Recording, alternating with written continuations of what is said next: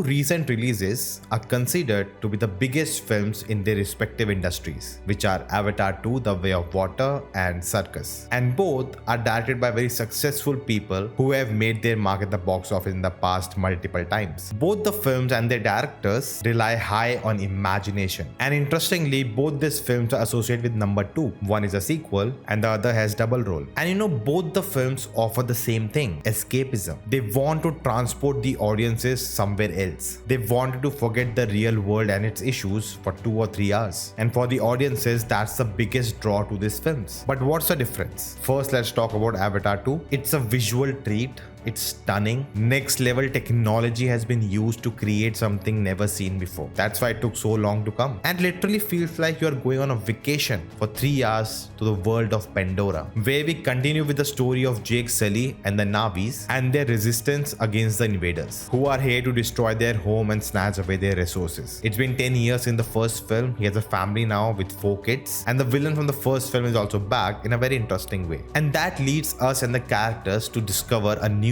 part of the planet, the water tribe of Navis, and explore that. And the themes continue from the first film to this. It is a metaphor for colonization, and this time it also talks about how people migrate to different places and about immigrants. Just like in the first film, how there's a guy who's out of place. Similarly, in this film, it's about a family which is out of place. And at the end, it's about adapting to it, letting go of all the differences and accepting each other as one. One more thing I really liked about in this film was the arc the antagonist got this time, which gave him a lot of depth. Now, there are a lot of questionable moments in the film. If you don't know what I'm talking about, you can check out this video. You can call them plot holes, inconsistencies, and you even think about that while watching the film. But then suddenly, James Cameron is like, look at that visual. That's stunning, right? Keep looking at it. And we are like, oh, of course, why not? And we just move on. Because at the end of the day, it's about that theatrical experience. And that's something that makes you realize why cinema is important. Why this theatrical experience is important. Why does it matter? Box office wise, the film is dominating, especially in India. But now coming to Circus, the trailer was very mediocre, but my only draw to the film was Ranveer Singh. I found him to be a very excellent actor and I trust his choices. But there was something Rohit Shetty said in an interview that was a big red flag for me. And now I've not seen it, but all the reviews are out. Everyone has panned the films. Even people who enjoy Rohit Shetty films say it's one of his worst. But what he said in the interview was that they planned this film to make it during the pandemic and the lockdown, so his team and crew have something to do. So the idea for this film didn't originate to make a film, to tell a story. It was done so that people have work. That is definitely a really good deed, but that's not how you make films. It's very interesting to note the similarities between both the films. They come out at the same time too, yet the outcome is so different. We have James Cameron, who has proved himself so many times in the past and is still pushing the boundaries. And honestly, with Avatar series, he has just reached the extreme where he's the only director in the world who's creating on screen exactly what's going on in his mind. And not every director has that ability or the privilege to do it. And then we have Rohit Shetty, who's one of the most successful directors in Bollywood, 13 back-to-back hits and blockbusters. And what we get is a below average product. Now, Circus may not have worked, but there were some amazing Bollywood films which came out recently, but they still didn't work. Why is that? You can know in this video. Do let me know your thoughts in the comments below. If you like this video, hit the thumbs up button, share it, and I'll see you next time.